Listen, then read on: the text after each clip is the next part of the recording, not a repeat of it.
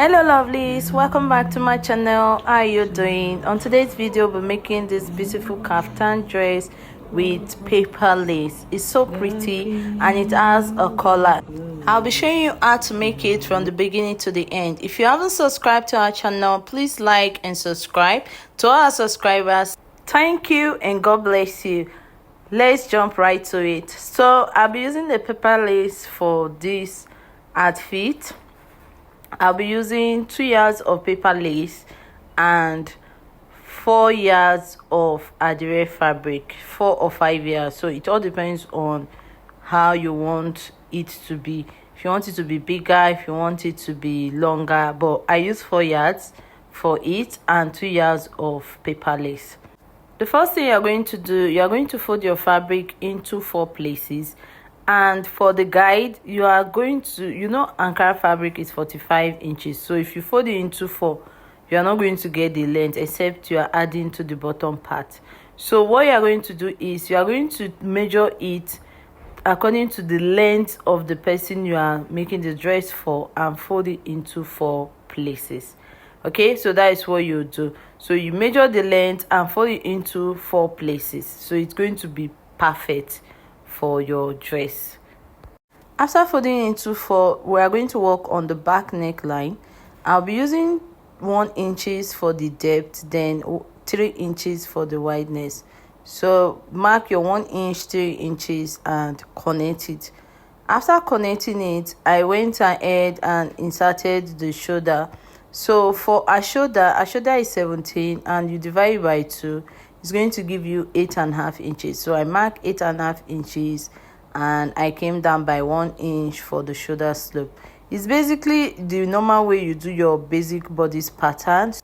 After that, I went ahead and I marked the chest line, and that is dividing the bust by 6 plus 1.5 inch. Then I marked the waist and also the hip measurement and the gown length. So after marking those lines, take your ruler and draw a straight line across. After connecting the lines, I went ahead and I connected the armhole to the shoulder slope. And to get our armhole measurement, you have to divide now. So you divide your bust measurement by 4 and insert it on your bust line. Okay, so after inserting it, we'll go ahead and find the midpoint of our armhole. So you take your tape and you find the midpoint. Whatever you have, divide by 2 and mark it and come in by 1/2 inch. After coming in by 1/2 inch, connect it to that point that you mark on your bust line. So you've gotten your armhole. Okay, so we are done with that part. Let's go over to the other side of the dress. For your sewing allowance, it depends on how you want it to be. If you want it to be a bit loose, you can add 3 inches.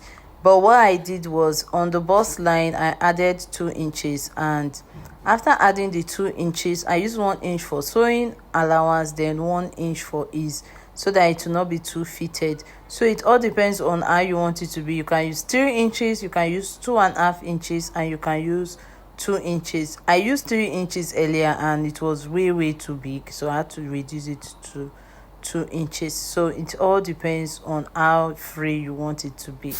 After getting the bust, I went over to the waist and I divided the waist by 4. The waist was 36, divide by 4, and whatever I add, I went ahead and marked it, and I added 2 inches for the waist.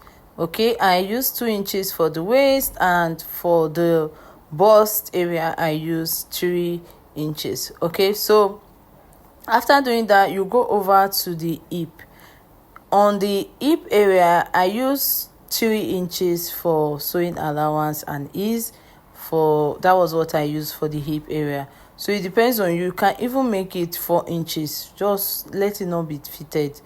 It's going to be very free for my client. That was why I used 3 inches. So I connected it, and whatever I had on the waist was what I used for the hem area, okay, for the bottom part. So you take the measurement, and I had to mark it all the way down to the hem line.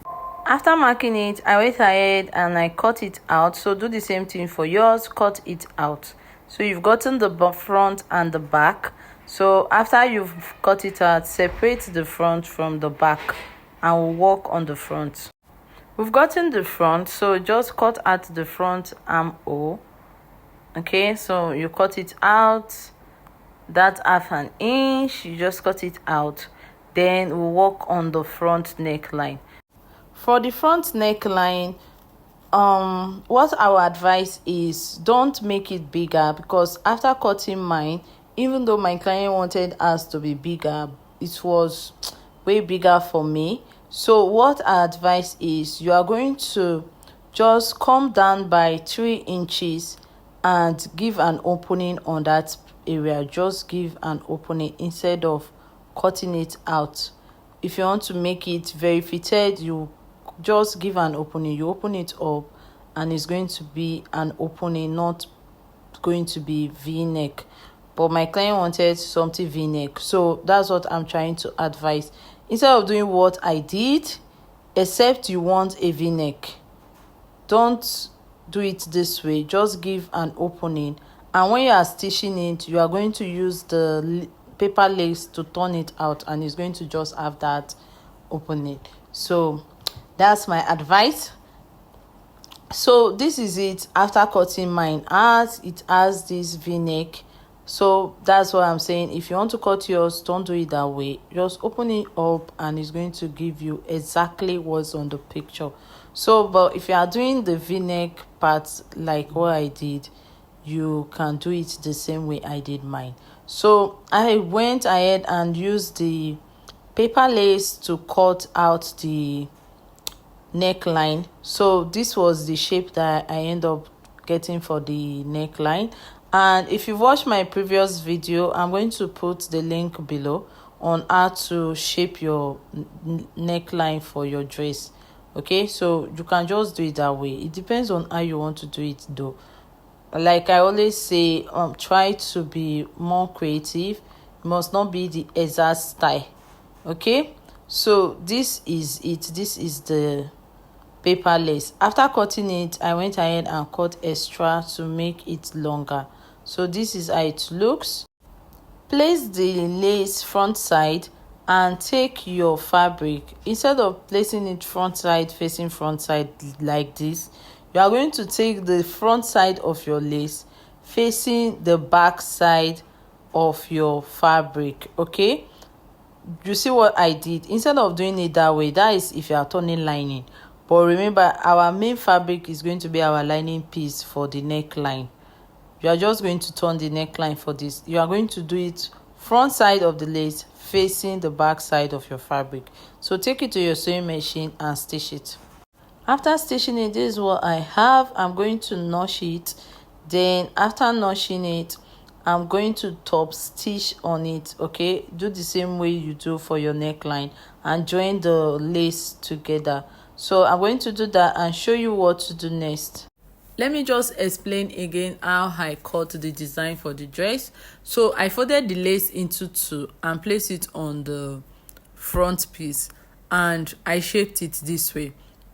So if you want to shape yours, you can take your tape and measure. So what I did was I had to measure where I want the wideness to stop. So that was basically what I did. Then I measured the size I want for the middle part. So do the same for yours.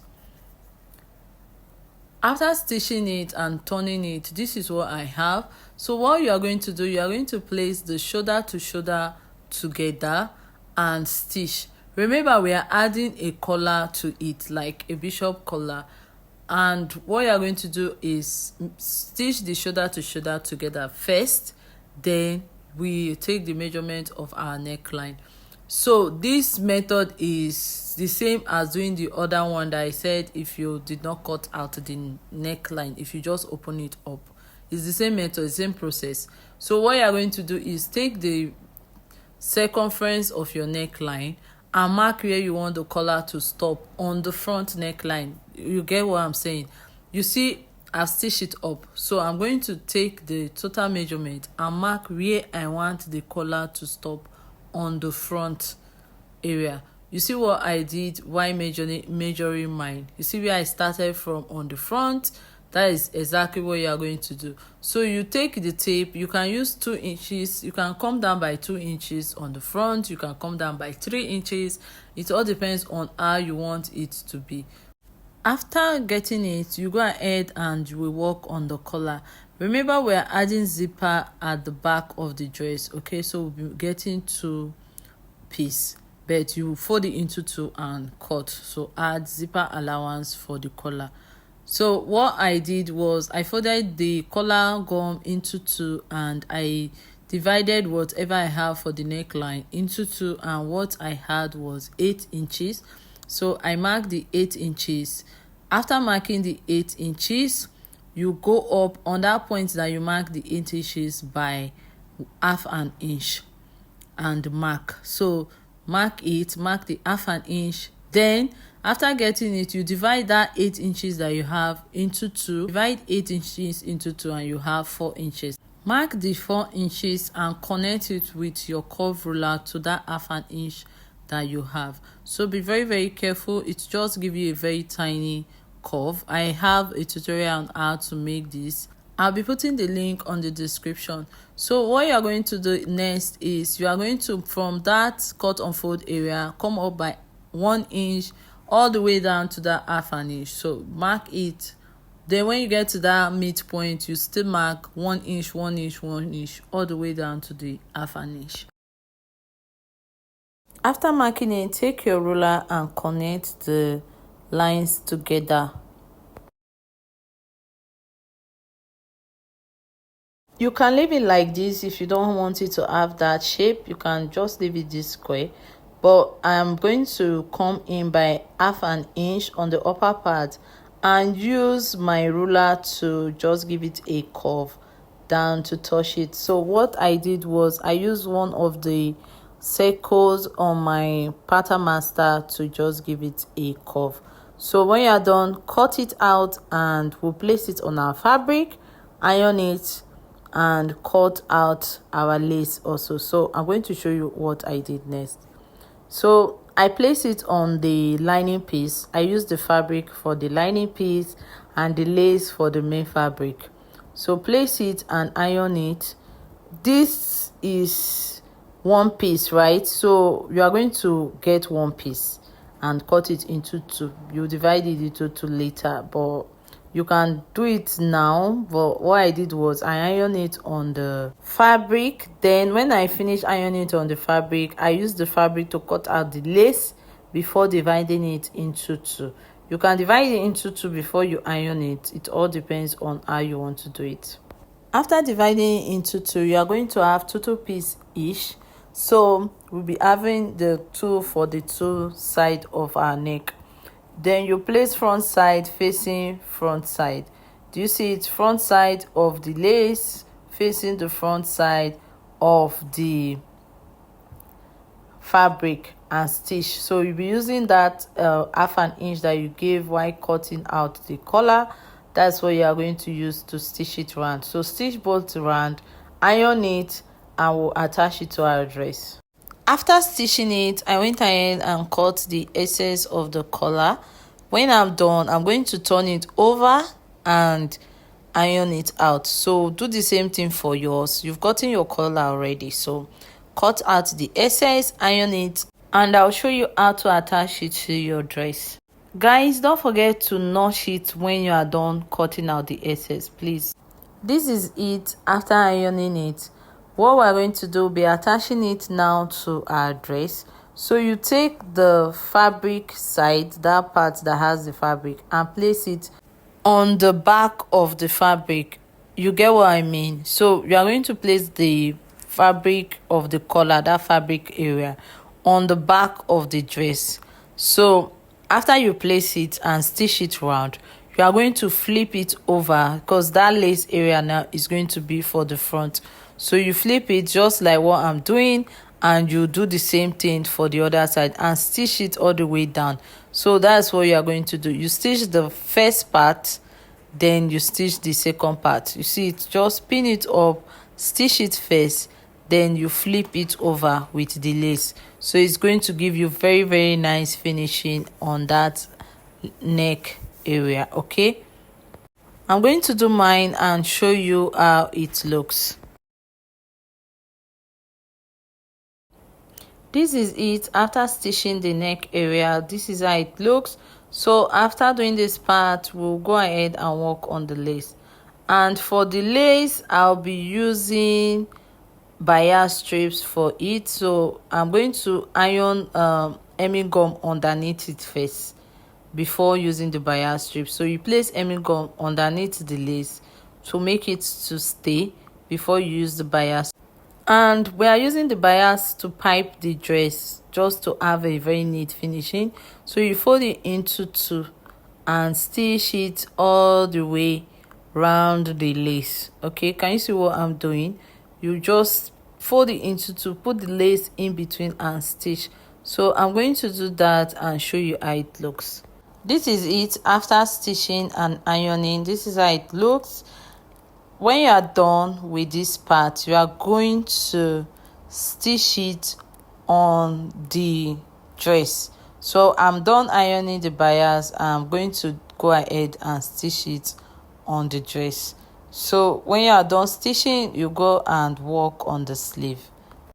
For the sleeve, I use my sleeve pattern to cut out my sleeve. It's a short sleeve with lace at the hemline. So I use my sleeve pattern, cut it out. I cut out two sleeves and two of the lace trimmings. Okay, so two for the lace hemline. That's what I did. And for the lace hemline, I use 6 to 8 inches. It depends on how long you want it to be. So just measure your client and ask your client where she wants her dress sleeve to stop. That is what you are going to use to cut out the sleeve. So that's basically what I did. And after cutting it, I'll be attaching the sleeve to the dress and joining the side and the zipper, and I'll show you how the dress looks at the end. This is it after stitching. I've gone ahead and attached every other part and I've locked it. Yes, I use my interlocking machine to make it very neat, and I've attached the zipper. So this is basically the dress. I want to say, if you are adding pockets, you just add normal pockets to your dress. If you want to add pockets, you know the normal method of adding pocket. Just from that waist area, you measure 6 inches and attach your pocket to it. Okay, so that's for if you want to attach pockets to the dress. So this is the dress. Thank you so much for watching today's tutorial. If you haven't subscribed to our channel, please like and subscribe. Thank you for supporting us. God bless you and have a great day. Bye guys.